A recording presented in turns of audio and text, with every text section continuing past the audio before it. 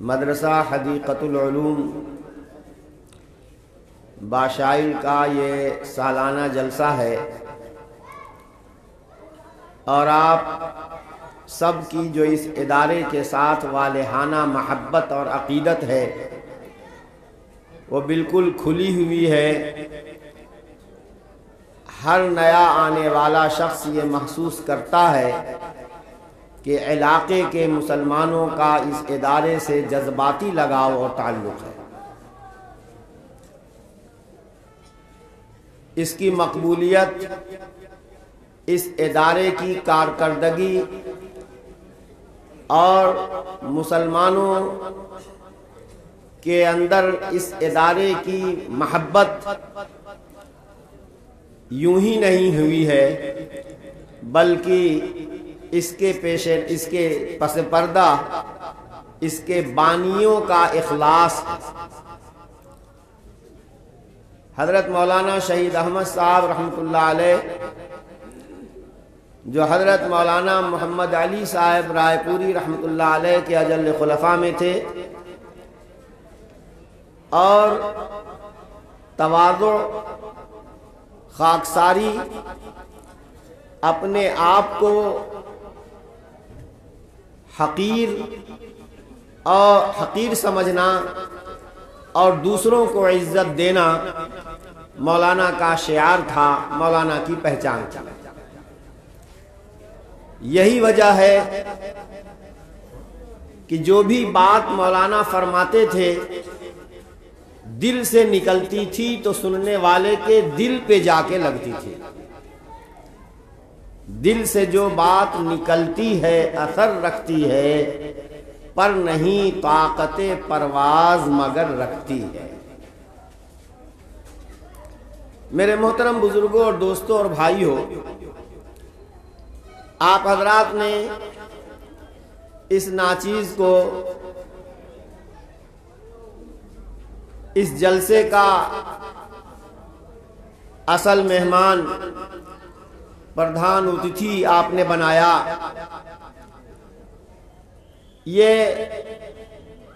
اس میں سچی بات یہ ہے کہ میری کوئی حیثیت نہیں ہے۔ در حقیقت جیسا کہ ہمارے محترم دوست نے کہا کہ یہ نسبت کی بات ہے دارالعلوم دیوبند کی، کیونکہ دارالعلوم دیوبند اخلاص کا تاج محل ہے۔ ایک اللہ کے بندے نے یہاں اخلاص کے ساتھ اس ادارے کی بنیاد ڈالی، تو ہم سب لوگ دیکھ رہے ہیں اس کا ثمرہ اور اس کے فوائد کیا ہیں، اور امت کو، ملت کو اس سے کتنا فائدہ اور نفع پہنچ رہا ہے۔ وہاں تو نہ جانے کتنے اللہ والوں نے رات کے پچھلے پہر میں سجدے میں گر کر اللہ سے آہوزاری کی ہے، گڑ گڑائے ہیں کہ اے اللہ بر صغیر کے، ہندوستان کے مسلمانوں کے ایمان و اسلام کے بقا کی کوئی سبیل پیدا فرما دے۔ چنانچہ اللہ تبارک و تعالیٰ نے دارالعلوم دیوبند کو قائم کرایا ہے،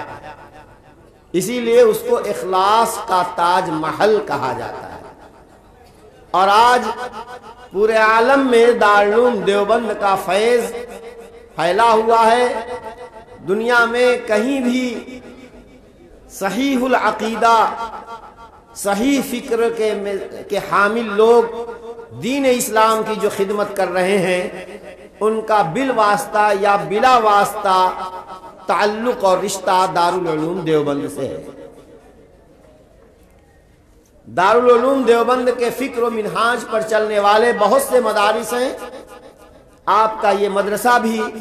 انہی مدرسوں میں سے ہے جو دارالعلوم دیوبند کے فکر و منہاج کے مطابق دین اسلام کی خدمت کر رہا ہے۔ میرے محترم بزرگوں اور دوستوں، میں نے ایک حدیث پاک پڑھی ہے، اس حدیث کی تھوڑی سی وضاحت کروں گا کیونکہ جلسے کے موضوع سے متعلق وہ حدیث ہے۔ ہمارے اس جلسے کا موضوع کیا ہے؟ جلسے کا موضوع یہ ہے کہ یہ ادارہ سال بھر قوم مسلم کے نونہالوں کی خدمت کرتا رہا۔ ادارے کی کارگزاری قوم دیکھے اور اس کی کیا ضروریات ہیں اس کو بھی محسوس کرے۔ چنانچہ ہر جلسے کے موقع پر مدرسے کی رپورٹ بھی سنائی جاتی ہے۔ اس وقت بھی سنانی تھی، لیکن ان لوگوں نے میرا لحاظ کرتے ہوئے حضرت محتمم صاحب نے فرمایا کہ رپورٹ چھپتی بھی ہے، لوگوں کو معلوم بھی ہے، اس لیے کوئی ضروری نہیں ہے اس وقت سنانا۔ جس کو معلوم کرنا ہوگا وہ معلوم کر لے گا، اور بتائی بھی جاتی ہے، یہ کوئی چھپی ہوئی بات بھی نہیں ہے۔ اس کے علاوہ مدرسے کی یہ مدرسہ قوم مسلم کی خدمت کر رہا ہے، کسی شخص کی ذاتی جائیداد، ذاتی جاگیر نہیں ہے۔ اس کے مالک پوری قوم ہے، پوری قوم کی خدمت یہ کر رہا ہے، لہذا اس کی ضروریات کی ذمہ داری بھی قوم ہی کے کاندھوں پر ہے۔ جب ہمارے بچے جو بالکل چھوٹے ناسمجھ ہوتے ہیں، ہم نے اس وقت مدرسے کو اپنے بچے دے دیے، مدرسے والوں نے انہیں قرآن کریم ناظرہ، قواعد تجوید پڑھایا، قرآن پاک حفظ کرایا، دین اسلام کے اہم بنیادی مسائل سکھائے۔ بچہ اور آگے بڑھا تو دین کی بنیادی تعلیم کے ساتھ ساتھ اب دین کی تفصیلی علم سکھانے کے، دین کا تفصیلی علم سکھانے کے لیے پورا جو نصاب بنایا گیا ہے اس کو بھی بہت سے بچے پڑھتے ہیں، اور ان کے پیچھے اساتذہ، مدرسے کے ملازمین، مدرسے کے ہمدردان، یہ سارے کے سارے اس بچے کو بنانے کے پیچھے محنت کرتے ہیں۔ تو میرے بھائیوں اور دوستو، یہ مدرسہ ہمارا اپنا مدرسہ ہے، ہماری ضرورت پوری کر رہا ہے، تو اس کے تقاضے اور اس کی ضروریات کی تکمیل بھی ہماری ذمہ داری ہے۔ نہ صرف اس کی ضروریات کی تکمیل ہماری ذمہ داری ہے، بلکہ ہمیں اپنے بچوں کو زیادہ سے زیادہ مدرسے میں داخل کر کے دین کی تعلیم دلانا ہماری اپنی ضرورت ہے۔ حضرت نبی کریم صلی اللہ تعالی علیہ وسلم نے ارشاد فرمایا، اذا مات الانسان انقطع عنہ عملہ، آدمی جب مر جاتا ہے تو اس کے عمل کا سلسلہ بند ہو جاتا ہے، اب وہ عمل نہیں کر سکتا۔ جو کچھ کرنا تھا نیکی اس نے اپنی زندگی میں کر لی، اب مر گیا، نماز نہیں پڑھ سکتا، صدقہ خیرات نہیں کر سکتا، حج نہیں کر سکتا، کمزوروں کی مدد نہیں کر سکتا، تلاوت نہیں کر سکتا، جو بھی نیکی کے کام جس نوعیت کے ہیں، اب ظاہر ہے دنیا دار العمل ہے، جب تک انسان دنیا میں ہے تب تک عمل کا مکلف ہے اور اس عمل کا اس کو فائدہ ہوگا، لیکن جب دنیا موت کے بعد اس کی جب آخرت شروع ہو جاتی ہے تو اب تو جزا اور سزا کا مرحلہ شروع ہو گیا ہے، اب وہ عمل نہیں کر سکتا۔ ہو گیا جتنا ہونا تھا ہو گیا، کر لیا جتنا کرنا تھا کر لیا، کر لے جو کرنا ہے، آخر موت ہے، ایک دن مرنا ہے، آخر موت ہے۔ موت ایک ایسی حقیقت ہے کہ اس کے سلسلے میں کسی کا اختلاف نہیں ہے، کیا عالم، کیا جاہل، کیا مسلم، کیا نان مسلم، کسی بھی دھرم کا ہو، کسی بھی مذہب کا ہو، پڑھا لکھا ہو نہ پڑھا لکھا ہو، بالکل جاہل ہو، سب جانتے ہیں کہ ایک نہ ایک دن ہم کو مرنا ہے۔ آئے دن ہمارے سامنے جنازے اٹھتے ہیں، آئے دن ہم اپنی آنکھوں سے مرتے ہوئے کو مرتا ہوا دیکھتے ہیں اور خود اپنے ہاتھوں سے نہلاتے ہیں اور اس کو لے جا کر قبرستان، اس کی جنازے کی نماز پڑھتے ہیں، قبر میں اس کو اتارتے ہیں، مٹی دیتے ہیں اور پھر واپس آ کر کے میت کا ترکہ تقسیم کرنے میں لگ جاتے ہیں اور ایسی زندگی گزارتے ہیں جیسے معلوم یہ ہوتا ہے کہ مرنا اسی کو تھا جس کو ہم نے دفنا دیا، موت ہمارے قریب نہیں آئے گی۔ نبوئہم اجداثہم وناکل من تراثہم کأننا مخلدون بعدہم، ہم ان کو ان کے قبر میں اتار دیتے ہیں، پھر آ کر ان کی میراث کا بٹوارا کرتے ہیں اور پھر اتنے منہمک دنیا میں ہو جاتے ہیں جیسے معلوم ہوتا ہے کہ ہم ہمیشہ دنیا میں رہیں گے، ہمیں دنیا سے جانا نہیں ہے۔ میرے دوستو، موت ایک ایسی حقیقت ہے، کل نفس ذائقۃ الموت، ہر جیوت کو، ہر جاندار کو موت کا مزہ چکھنا ہے۔ کوئی یہاں ہمیشہ رہنے کے لیے نہیں آیا اور نہ کسی کو یہاں بقا و دوام حاصل ہوا۔ رہے نام اللہ کا، صرف اور صرف اللہ کی ذات ہے جو باقی ہے، دائم ہے، اس کا وجود اس کا ذاتی ہے، کسی کا دیا ہوا نہیں ہے۔ اللہ سبحانہ و تعالی باقی ہیں، باقی سب فانی ہے۔ جب ہمیں معلوم ہے کہ دنیا فانی ہے اور آخرت باقی ہے، اس کے بعد موت کے بعد پھر دوسری موت نہیں آئے گی، موت کے بعد پھر دوسری موت نہیں آئے گی۔ اب تو جو کچھ ہم نے اپنی زندگی میں کر لیا تھا اسی کا بدلہ اب دیا جائے گا۔ اچھا عمل ہم نے کیا ہے تو ہمیں اچھا بدلہ جنت عطا کی جائے گی، برا اگر ہم نے کیا ہے تو برا بدلہ یعنی جہنم ہمیں دی جائے گی، جہنم کی آگ میں جلنا ہوگا۔ اس لیے میرے دوستو، ہمیں آخرت کی فکر کرنی ضروری ہے، جو ہمیشہ ہمیش رہے گی، اس پر فنا نہیں طاری ہوگا۔ دنیا کی زندگی فانی ہے، ایک نہ ایک دن دنیا کو ہمیں ہی چھوڑ کر جانا ہے۔ میرے دوستو، جب آخرت ہمیشہ ہمیش کی ہے، جنت ہے یا جہنم ہے، تو ہمیں اپنی جنت کی فکر کرنی چاہیے۔ جہنم سے نجات اور چھٹکارے کا کیا ذریعہ ہے، ہمیں وہ اختیار کرنا چاہیے، ہمیں اس کی فکر کرنی چاہیے۔ دنیا تو جتنی مقدر میں ہے وہ مل کے رہے گی، کہیں نہیں جائے گی۔ یاد رکھو، اللہ تبارک و تعالی نے پیدا کرنے سے پہلے لکھ دیا ہے کہ اس انسان کو کیا ملنا ہے،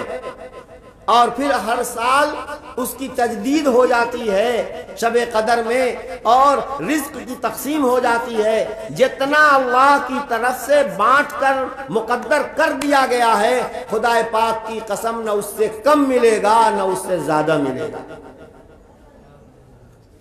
تو جب دنیا کی بے ثباتی ہم پر آیا ہے اور آخرت کا دائم اور باقی رہنا ہم پر بالکل کھلا ہوا ہے، ہم کتنے نادان ہیں کہ دنیا کے پیچھے تو بھاگ رہے ہیں جو باقی، جو فانی ہے، ختم ہونے والی ہے، اور اس زندگی کی کوئی فکر ہم کو نہیں ہو رہی ہے جو کہ ہمیشہ ہمیش باقی رہنے والی ہے۔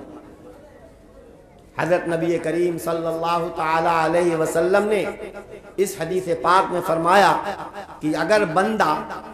اس بات کو سمجھ لے کہ دنیا دارالعمل ہے اور جو عمل کا چانس ملا ہے اس کو اسے غنیمت جاننا ہے، تو پھر اس کے لیے کچھ ایسے بھی چانس ہیں، ایسے بھی مواقع ہیں کہ دنیا میں وہ کچھ ایسے کاج کر کے جائے کہ جب وہ مر جائے، منو مٹی کے نیچے دبا دیا جائے اور اب کچھ نہیں کر سکتا ہے، پھر بھی کچھ ایسا کام کر کے آیا ہے کہ اس کام کا فائدہ خلق خدا کو برابر پہنچ رہا ہے اور اس کے فوائد سے لوگ فائدہ اٹھا رہے ہیں۔ اس کا مطلب یہ ہوا کہ اگرچہ آدمی فی الحال اس وقت تو عمل نہیں کر رہا ہے، لیکن اس کے کیے ہوئے عمل کا فائدہ چونکہ جاری ہے اور لوگوں کو پہنچ رہا ہے، اس لیے برابر اس کی نیکیوں کے ثواب کا میٹر چلتا رہتا ہے، میٹر چلتا رہتا ہے، کام نہیں کر رہا ہے۔ نماز نہیں پڑھ رہا ہے لیکن نمازی کا ثواب اس کو دیا جا رہا ہے، قرآن کی تلاوت نہیں کر رہا ہے لیکن قرآن کی تلاوت پر جو ثواب ہوتا ہے وہ اسے مل رہا ہے، روزہ نہیں رکھ رہا ہے لیکن روزے دار کو جو ثواب دیا جاتا ہے وہ ثواب اسے اب بھی مل رہا ہے۔ تو میرے دوستو آخر وہ کیا بات ہے؟ نبی پاک صلی اللہ علیہ وسلم نے فرمایا کہ انسان جب مر جاتا ہے تو اس کے عمل کا سلسلہ ختم ہو جاتا ہے، مگر تین شخص ایسے ہیں، تین اعمال ایسے ہیں کہ وہ تین کام اگر کوئی شخص زندگی میں کر گیا ہوگا تو مرنے کے بعد بھی وہ کام کرتا ہوا شمار کیا جائے گا اور برابر اس کام کا ثواب اس کو دیا جاتا رہے گا اور اس کی نیکیوں کا میٹر چلتا رہے گا۔ وہ کون شخص ہیں تین؟ فرمایا الا من صدقۃ جاریۃ، صدقہ جاریہ، کسی ایسی جگہ پر اپنا مال خرچ کر کے گیا کہ وہاں کوئی کار خیر انجام دیا جا رہا ہے، مثلا اس نے مسجد کی تعمیر کر دی، زمین وقف کر گیا جس پہ مسجد تعمیر ہوئی، زمین وقف کر گیا جس پر مدرسے کی تعمیر ہوئی، مدرسے کی تعمیر ہو رہی تھی، اس کی تعمیر میں چاہے مستقل طور پر چند کمرے اس نے بنوا دیے یا جزوی طور پر اس کی تعمیر میں کچھ حصہ لے لیا، اور پھر اس میں قرآن کی تعلیم ہو رہی ہے اور حدیث کی تعلیم ہو رہی ہے، مسائل شرعیہ کی تعلیم ہو رہی ہے، بچوں کو دین اسلام کے احکام کی مشق کرائی جا رہی ہے اور دیندار بنایا جا رہا ہے۔ خدا پاک کی قسم یہ اتنا خوش نصیب انسان ہے کہ اس نے اپنے مال کو ایسی جگہ پر لگایا ہے کہ اس جگہ پر مال لگانے کے بعد خلق خدا کو ہمیشہ ہمیشہ فائدہ پہنچتا رہے گا۔ جتنے لوگ اس مسجد میں نماز پڑھیں گے، مسجد جب تک باقی رہے گی، جتنے لوگ اس میں نماز پڑھیں گے، نماز پڑھنے کا ثواب تو نمازی کو ملے گا ہی، اتنا ہی ثواب اس مسجد بنانے والے کو بھی ملے گا، اور لا ينقص من اجرهم شيء، نمازی دیگر نمازیوں کے نماز کے ثواب میں سے کٹوتی کر کے چوتھائی آدھا تہائی اس کو نہیں دیا جائے گا، پوری نماز کا ثواب جیسے نمازی کو ملے گا وہی پوری نماز کا ثواب اس مسجد کے بنانے والے کو بھی ملے گا۔ مدرسے کی تعمیر کا بھی یہی حال ہے، عام جنتا، عام انسانوں کے فلاح و بہبود کے لیے کوئی کام کر گیا، کہیں اس نے نل لگوا دیا، کنواں کھدوا دیا، سرائے بنوا دی، لوگوں کے سائے کے لیے آرام کرنے کے لیے سائبان بنا دیا، جتنے لوگوں کو اس سے راحت پہنچے گی، جتنے لوگ اس سے فائدہ اٹھائیں گے، میرے دوستو وہ تو کرنے والا شخص اس دنیا سے چلا گیا ہے لیکن گویا کہ آج ہی وہ کام کر رہا ہے، جس آدمی نے بھی اس سے فائدہ اٹھایا ہے تو گویا فائدہ پہنچانے والا وہی شخص ہے جس نے یہ کام کیا ہے، اس لیے اس کو آج بھی ثواب دیا جائے گا۔ صدقہ جاریہ اس کو کہتے ہیں۔ دوسری چیز اور علمی ينتفع به، ایسا علم جس سے نفع اٹھایا جائے، ایسا علم جس سے نفع اٹھایا جائے۔ آدمی نے خود عالم بنا اور کتاب لکھی، جیسے حضرت مولانا زکریا صاحب رحمۃ اللہ علیہ کی کتاب فضائل اعمال ہے، امام بخاری رحمۃ اللہ علیہ کی یہ کتاب صحیح بخاری ہے، جتنی کتابیں لکھی گئی ہیں ان سب لکھنے والوں نے کتاب لکھ دی، لیکن رہتی دنیا تک کتاب سے لوگ فائدہ حاصل کر رہے ہیں، جتنے لوگ فائدہ حاصل کریں گے اور جتنے لوگوں کو اس سے ہدایت حاصل ہوگی، سب کا ثواب اس لکھت کو اور اس مصنف کو ملے گا۔ یا اللہ نے ہمیں قرآن کی تعلیم دی، ہمیں قرآن اچھا پڑھنا آتا ہے، ہم نے کچھ بچوں کو قرآن سکھا دیا، ہم نے کچھ بچوں کو دینی تعلیم اور دینی مسائل سکھا دیے، جیسے کہ علماء کرام مدرسوں میں طلباء کے ساتھ سر کھپا رہے ہیں، محنت کر رہے ہیں اور ان کو حافظ، عالم، قاری، مفتی، محدث، مفسر بنا رہے ہیں اور ان کے ذریعے سے خیر پھیلتا جا رہا ہے۔ پہلا معلم جس نے محنت کر کے اس عالم یا حافظ اور قاری کو تیار کیا ہے، چراغ سے چراغ جلتا جائے گا، روشنی پھیلتی جائے گی اور سب کا ثواب اس پہلے معلم کو ملے گا، اس کے نامہ اعمال میں داخل ہوگا۔ تو یہ علم ينتفع به۔ حضرت مولانا شہید احمد صاحب رحمۃ اللہ علیہ نے کتنا بڑا کام کر دیا۔ یہ جو کام کر کے گئے ہیں، یہ انہوں نے جو شجر لگایا ہے، یہ انہوں نے جو چمن لگایا ہے، یہ شجر، یہ چمن جتنا زیادہ لوگوں کو ہدایت پھیلائے گا، جتنا زیادہ نور علم پھیلتا جائے گا، سب اور جتنے لوگوں کو ہدایت ملے گی اور راہ راست پر لگیں گے، سب کا ثواب مولانا کے نامہ اعمال میں پہنچ رہا ہوتا ہے۔ سوچنے کی بات۔ اور آخری چیز فرمائی او ولد صالح یدعو لہ، ہم سب کے مطلب کی چیز ضروری ہوتی ہے کہ نیک اولاد جو انسان کے لیے دعا کرے۔ میرے دوستو، ہم اپنی اولاد کے ساتھ ظلم کر رہے ہیں۔ اگر ہم اپنی اولاد کو دینی شکشا نہیں دے رہے ہیں، اگر ہم اپنی اولاد کو نیک نہیں بنا رہے ہیں، اگر ہم اپنی اولاد کو اخلاقیات کی اعلیٰ تعلیم نہیں دلوا رہے ہیں، تو یقین مانیے ہم اپنی اولاد پر ظلم کر رہے ہیں، زیادتی کر رہے ہیں۔ کس باپ کو اپنی اولاد سے محبت نہیں ہوتی؟ ذرا ہاتھ اٹھائیے۔ کون باپ ہے کہ جس کو اپنی اولاد سے محبت نہیں ہے؟ کون ماں ہے جس کو اپنی اولاد سے محبت نہیں ہے؟ ماں باپ اپنا چین سکون غارت کر دیتے ہیں، خود بھوکے رہ لیتے ہیں، اولاد کا پیٹ بھرنے کی کوشش کرتے ہیں، خود جو ہے فاقے کر لیتے ہیں، اولاد کی تعلیم کا انتظام کرتے ہیں، خود ننگے رہ لیتے ہیں، بوسیدہ کپڑے پہن لیتے ہیں، اولاد کو اچھا کپڑا پہنانے کی فکر کرتے ہیں۔ یہ اولاد کی محبت بے شک اس محبت فطری محبت کا تقاضا ہے۔ میرے دوستو،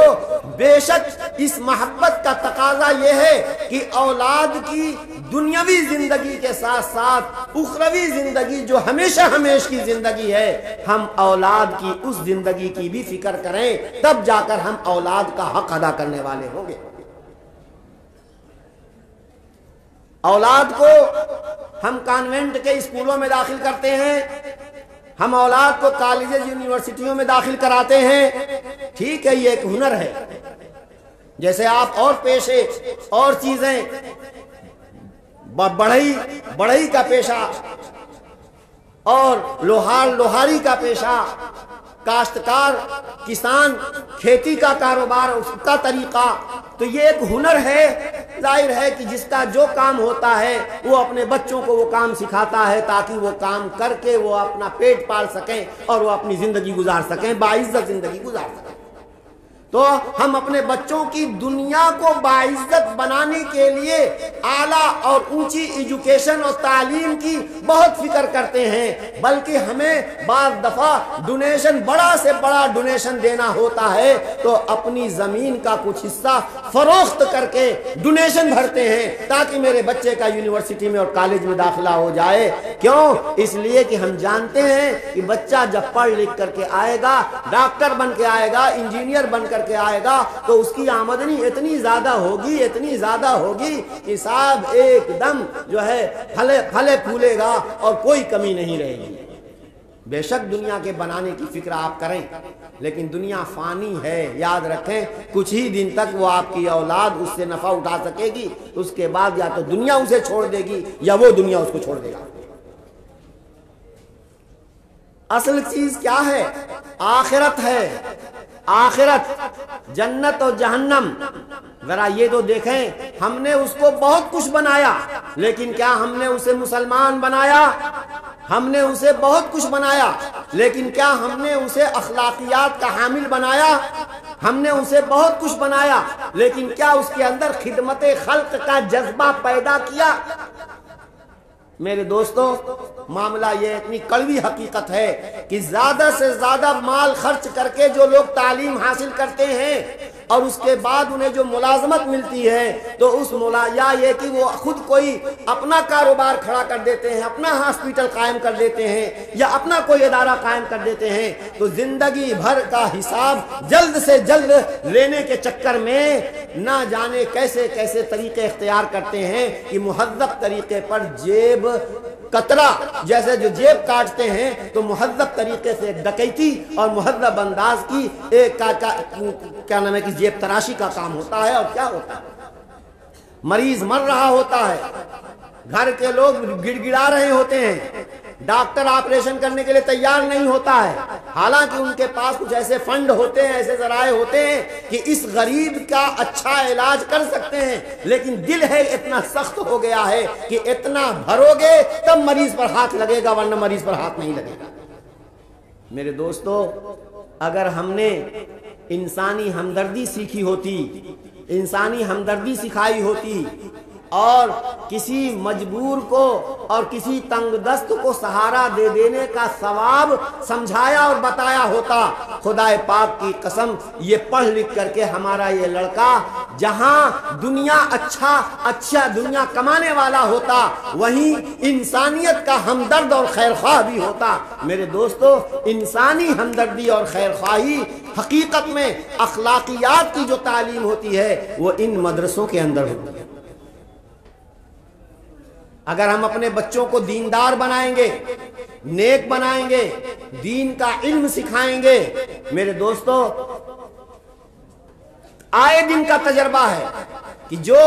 بچے ایک شخص کے 4-5 بچے ہوتے ہیں، کچھ بچوں کو اعلیٰ تعلیم دلوا دی گئی، وہ اپنی ملازمتوں میں چلے گئے، وہ یہاں سے چلے گئے، گاؤں میں بوڑھے ماں باپ کی خدمت کرنے والا صرف وہ بچہ ہوتا ہے جس نے حدیقۃ العلوم میں داخل ہو کر کے حفظ کیا ہے، یا یہ ہے کہ اس میں داخل ہو کر کے اس نے دینی تعلیم حاصل کی ہے، وہی اسی کے حصے میں ماں باپ آتے ہیں۔ باقی جن کے حصے میں ماں باپ نے اپنا خون پسینہ بہا کر کے سب کچھ ان کی دنیا بنانے کے لیے اپنا سب کچھ قربان کر دیا ہے، وہ ایک نگاہ غلط انداز بھی دیکھنے کے لیے تیار نہیں ہوتے، اور پلٹ کر کے ماں باپ پر کیا بیت رہی ہوتی ہے وہ ان کی خبر گیری نہیں کرتے۔ خبر گیری اور خدمت اگر کرتا ہے تو یہی بیچارہ کرتا ہے جس نے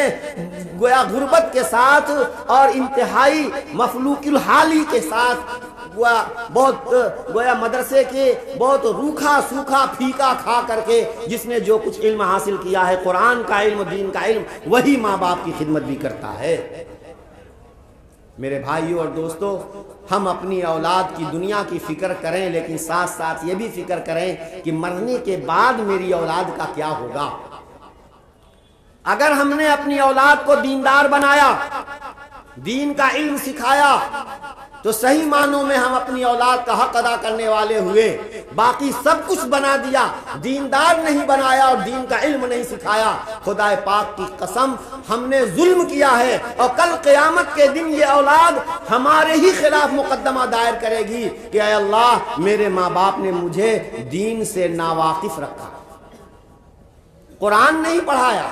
نماز نہیں سکھائی، اخلاقیات اعلیٰ، چھوٹے بڑے اور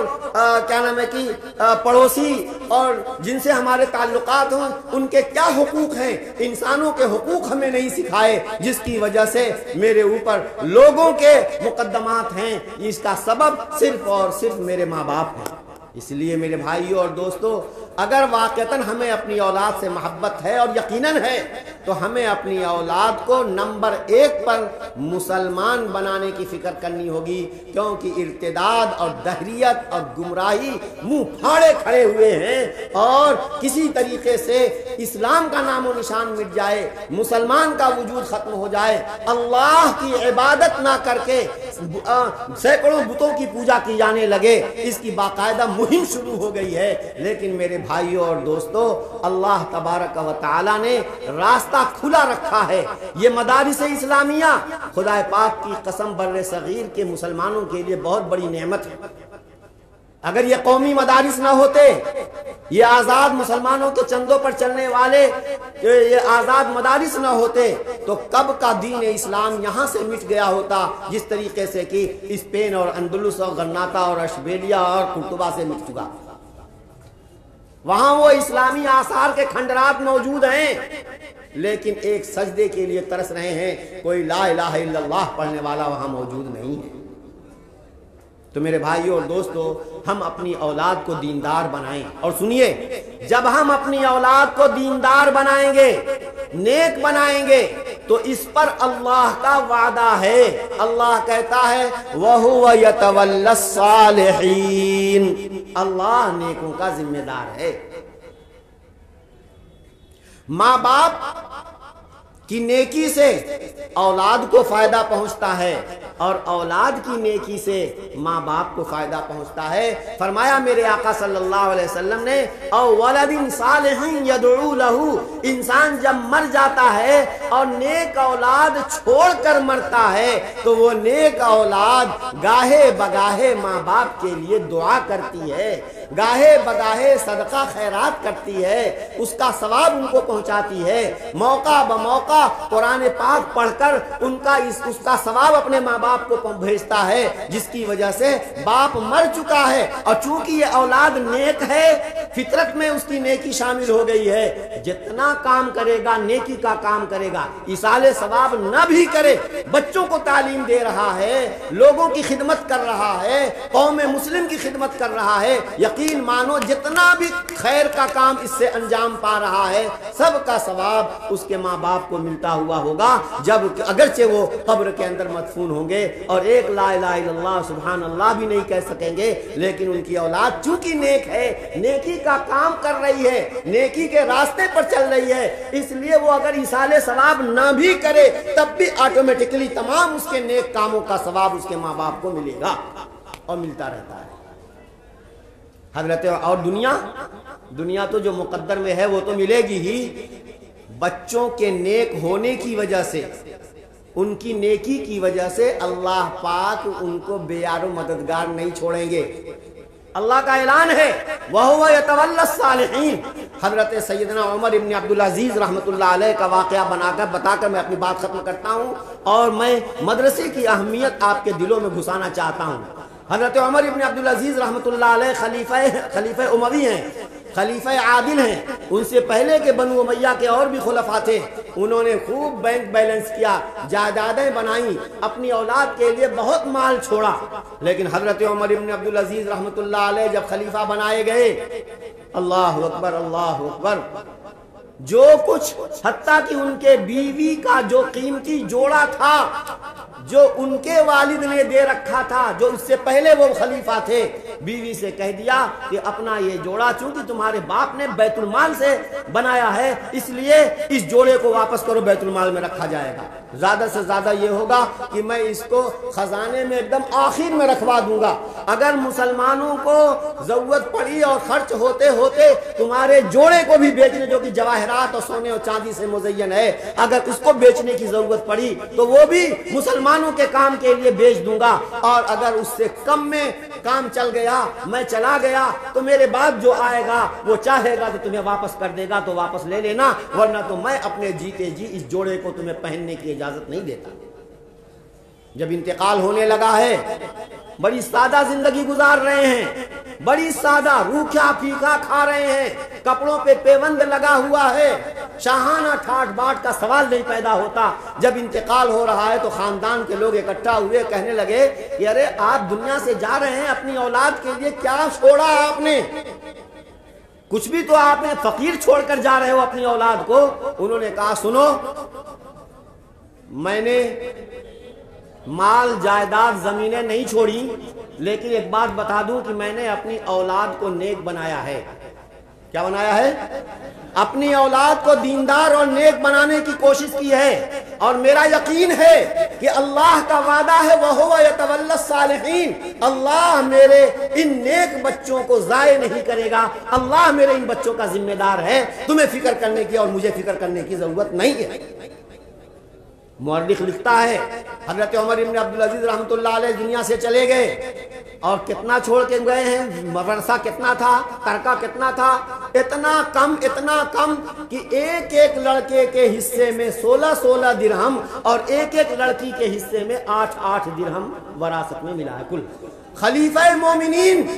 سلطان وقت بادشاہ کا وقت کا بادشاہ مر رہا ہے اور اس کی وراثت جو تقسیم ہو رہی ہے تو ہر لڑکی کے حصے میں 8 درہم، ہر لڑکے کے حصے میں 16 درہم آ رہا ہے۔ کیا اوقات ہے ان درہموں کی! لیکن سنیے، اللہ اکبر، اللہ نے ان درہموں میں وہ برکت دی، وہ برکت دی کہ مورخ نے لکھا کہ واقعتاً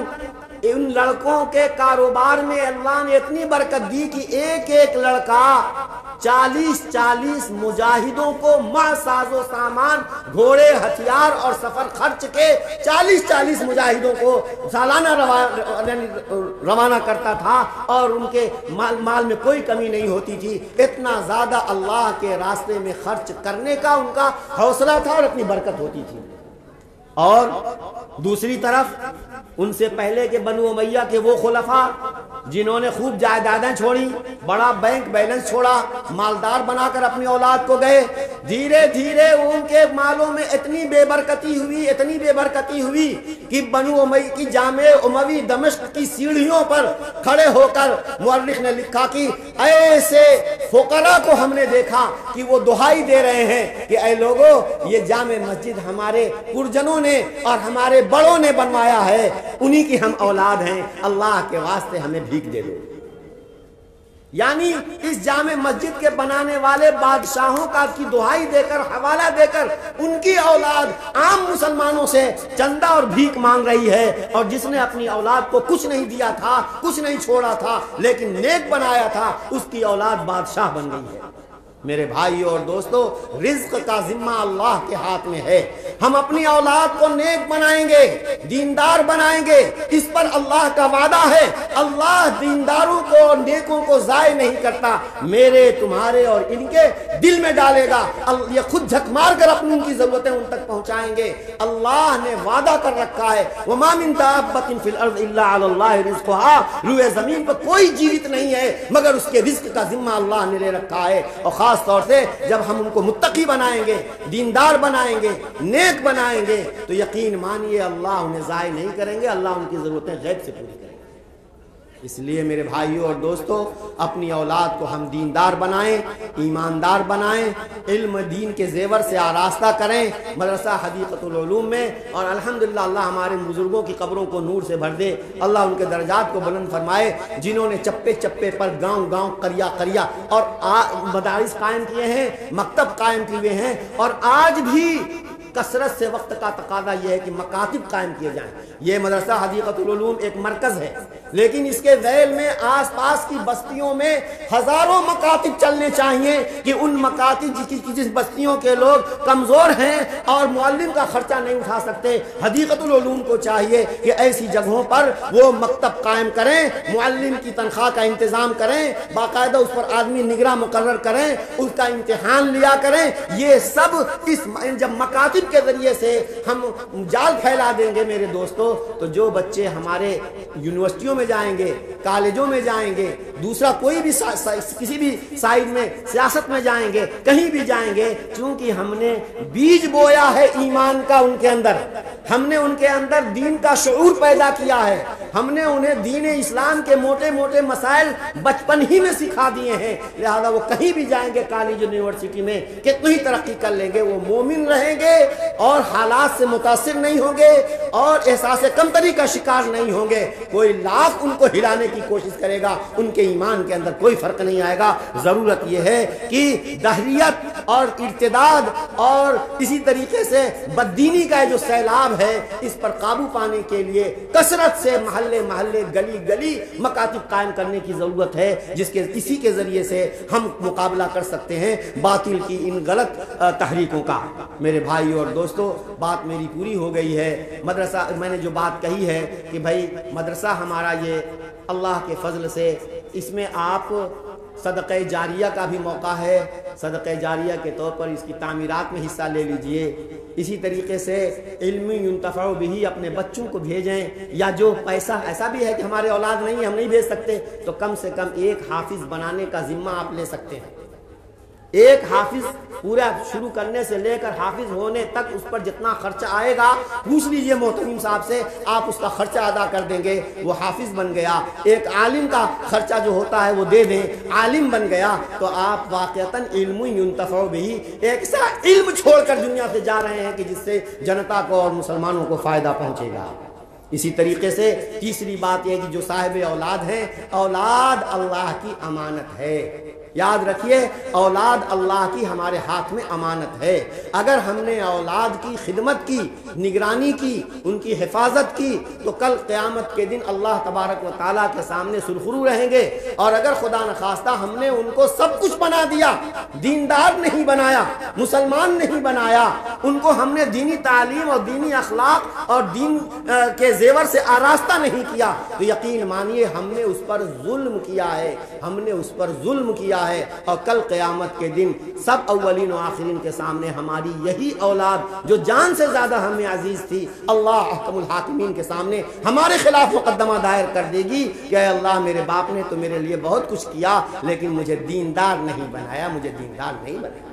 اس لیے میرے بھائیوں ہم اپنی اولاد کی دنیا کی بھی فکر کریں اور سب سے زیادہ فکر کرنے کی ضرورت آخرت کی ہے۔ اس میں ہم اپنی اولاد کو بھی فائدہ پہنچا سکیں گے اور اولاد جو بھی نیک عمل کرے گی، جو بھی کار خیر ان سے لوگوں کو پہنچے گا اس کا فائدہ ہم کو بھی پہنچے گا اور نیکیوں کا میٹر چلتا رہے گا۔ اللہ آپ کے اس مدرسے کی مقبولیت میں دن دونی رات چوگنی ترقی نصیب فرمائے اور